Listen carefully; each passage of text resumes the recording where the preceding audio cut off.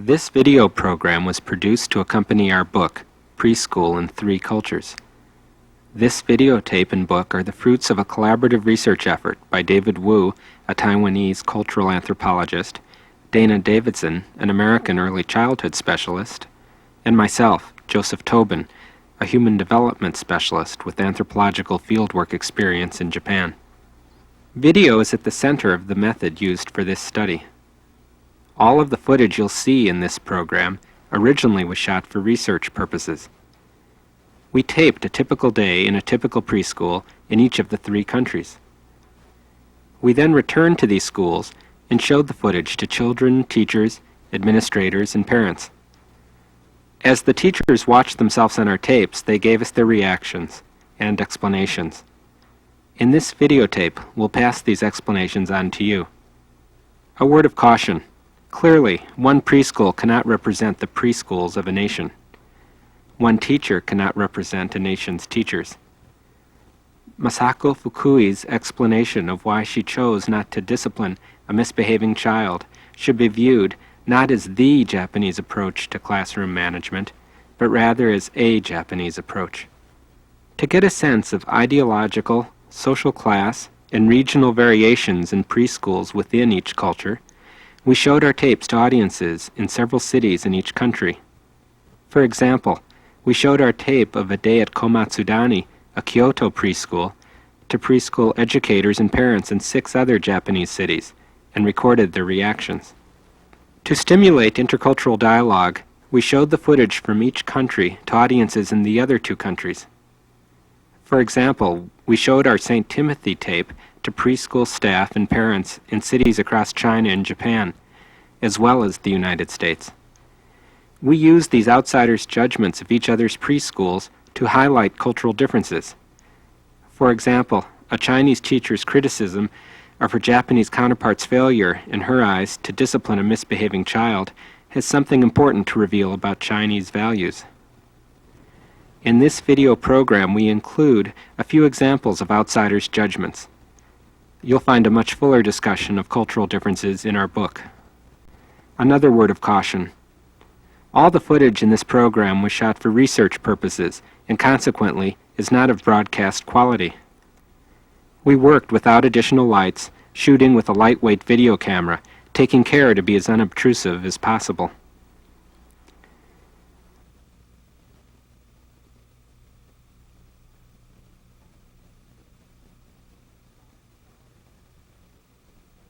In the following segment, you'll see a day in a class for 4-year-olds at Komatsudani Hoikuen, a preschool in Kyoto, Japan. You'll see shots of children arriving, free play before the school day begins, morning calisthenics, attendance and greetings in the classroom, a workbook session on counting, lunch, a period of unstructured play, an origami session, and departure.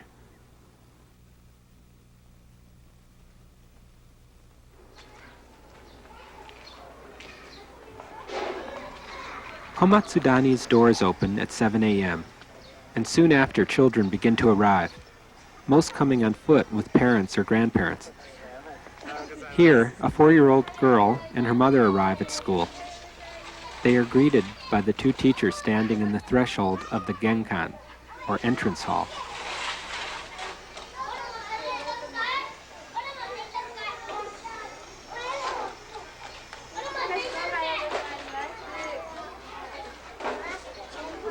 As children cross from the concrete of the outside to the wooden floor of the genkan, they remove their shoes. Here, footwear customs facilitate children's transitions to school each morning. Just inside the genkan, there are cubby holes labeled with the children's names. Children entering place their shoes in their cubby, giving them a feeling of moving from outside to a place that is home. Parents usually say goodbye on the threshold of the genkan, because when they enter the school, they do so as guests, who leave their shoes in the doorway and put on guest slippers. Komatsudani is a Hoikuen, or daycare center, serving children from infancy up to 6 years old. Here 2 4-year-old girls carry infants out to play on the playground. Many of the older children, and older girls in particular, have infants or toddlers they play with during unstructured periods of the day. Higashino-sensei, Komatsudani's assistant principal, told us that they strongly encourage this sort of interaction between older and younger children. With Japan's low birth rate, many children do not have siblings. Mixed-age play gives younger children stimulation and older children a chance to develop omoyari, empathy. From arrival until about 9 a.m., children play freely in their classrooms or on the playground. Here, a 3-year-old girl plays catch with her teacher.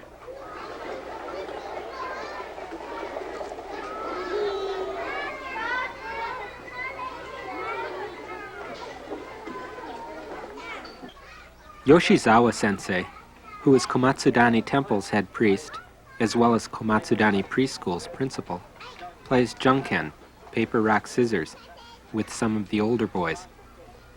Many Japanese preschools are associated with temples, just as many American preschools are associated with churches.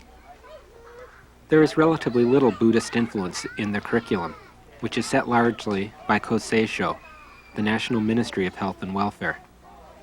Komatsudani's program is partially supported by funds from the city of Kyoto and the national government. Tuition, which is based on family income, ranges from about $30 to about $120 a month.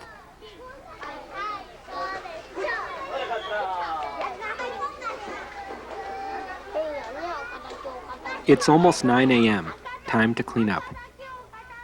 Here a group of children, with the teacher's help and encouragement, clean up the sand toys and balls.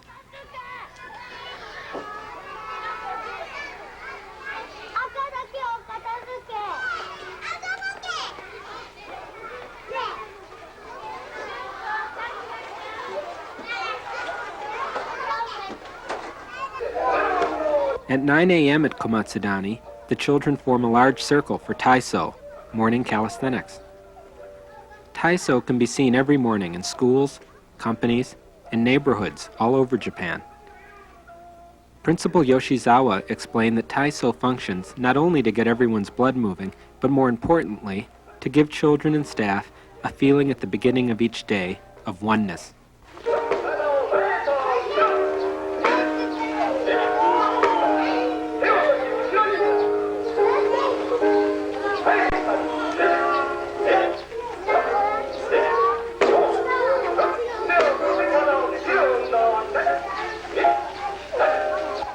During morning exercise and other group times at Komatsudani, everyone is included.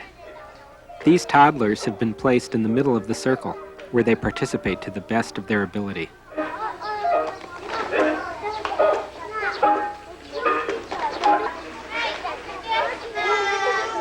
Calisthenics completed, Fukui-sensei, the 24-year-old teacher of the Peach class, leads her students inside.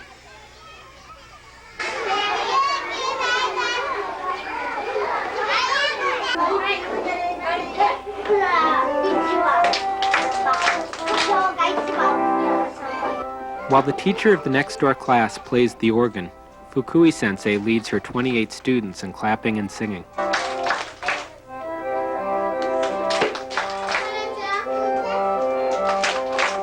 Here the children bow to each other and to their teacher and say, "Teacher, good morning. Everyone, good morning." The daily monitors then close a partition separating the 2 neighboring classrooms.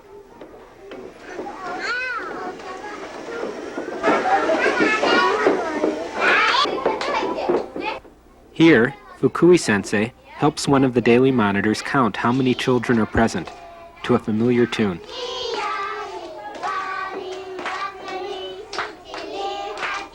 There are 28 children in the class, which is typical of Japanese preschools. Americans who watched these scenes were critical of the student-teacher ratio. On the other hand, when we showed Japanese teachers our tape of St. Timothy's, an American preschool with a student-teacher ratio of 12 to 1, they were critical, saying, "Small classes may be good for teachers, but not for children. How can children learn to be a member of a group in a class that small?" Assistant Principal Higashino explained, "When the student-teacher ratio gets to be too small, children focus their attention on their teacher to the detriment of the child-child interaction they need at this age." Here the class, in chorus, repeats after the teacher. Today is May 25th, is May 25th. It's Monday. The weather is clear. 26 children are here today.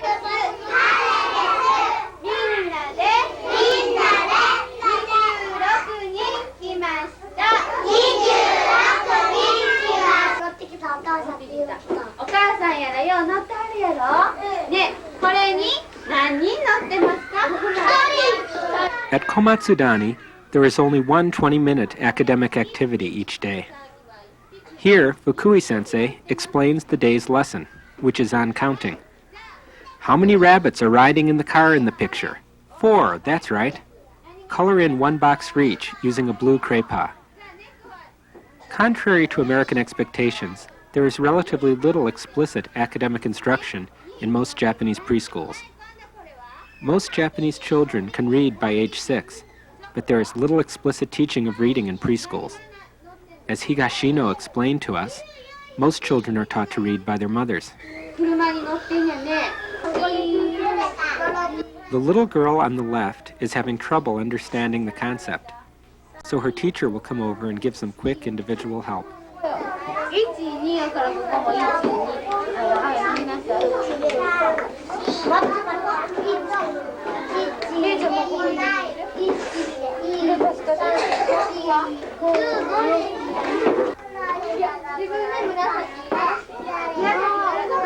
Throughout this workbook session, Hiroki, the boy in blue overalls facing the camera, has been yelling out answers to the teacher's questions, as well as singing television theme songs and telling jokes. Continuing his antics, Hiroki is about to hold a craypa up to the front of his pants and say, "Look, I have a black penis."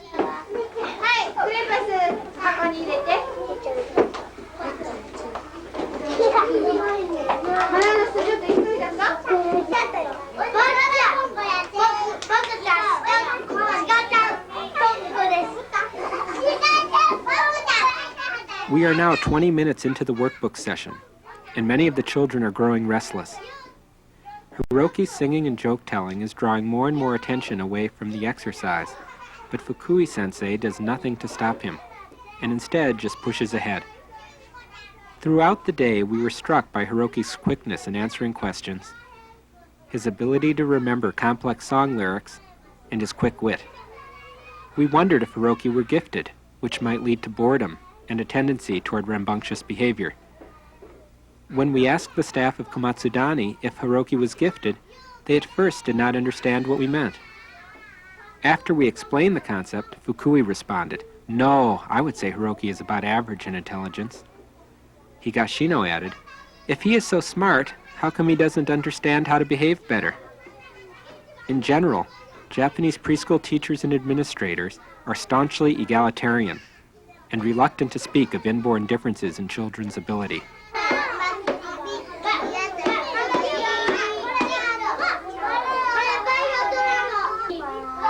At the end of the lesson, Fukui-sensei draws a smile face on each child's completed workbook. Hiroki and some of the other children are in the hallway looking into the 5-year-old's classroom. Other children in the Peach class are playing in the playground, using the toilet, or visiting the infants and toddlers in the nursery.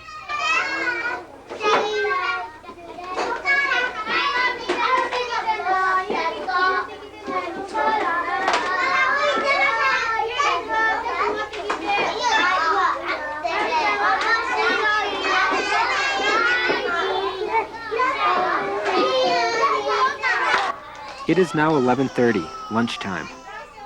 The monitors from the Peach class and their neighboring class lead the other children in singing the lunch song. The lyrics go, "As I sit here with my lunchbox in front of me, I think of my mother. I bet lunch is delicious. I wonder what it is. It sure smells good." This song is followed by a prayer, in very formal language. Honorable Father, Honorable Mother, we humbly thank you. We give thanks for the food we are about to receive.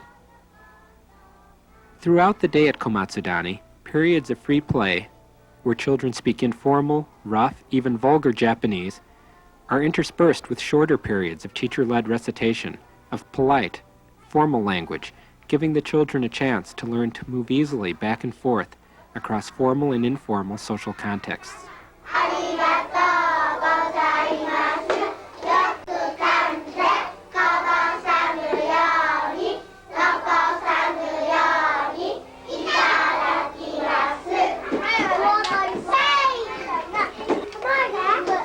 At Komatsudani, children bring a small bento or box lunch from home. This supplements the hot dish and tea the school provides.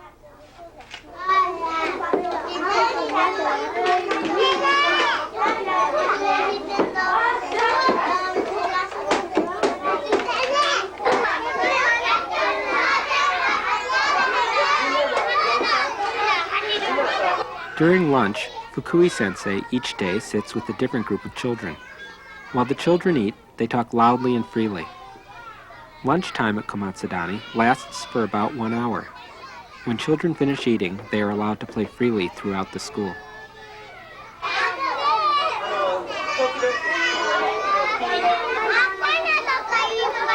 Here, after finishing eating her lunch, Fukui-sensei takes a few minutes to fill in the children's attendance books.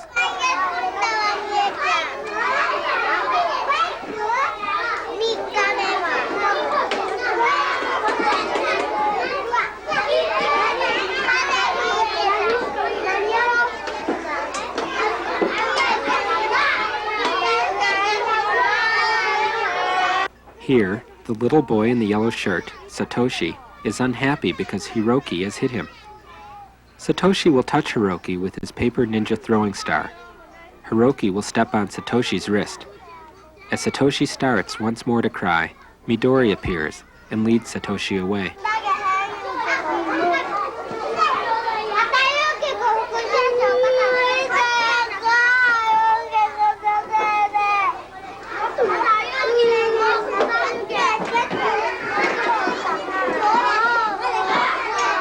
Midori will ask Satoshi what happened, and then repeat the story to Fumiko and Yasuko, who are standing close by. Fumiko then says to Satoshi, "That always happens when you play with Hiroki. If you don't want to get hurt, find someone else to play with."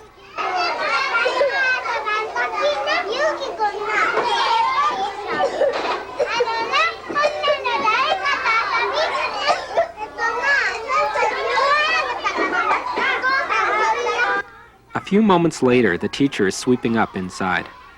Midori will run over to tell her that Hiroki is throwing flashcards over the balcony.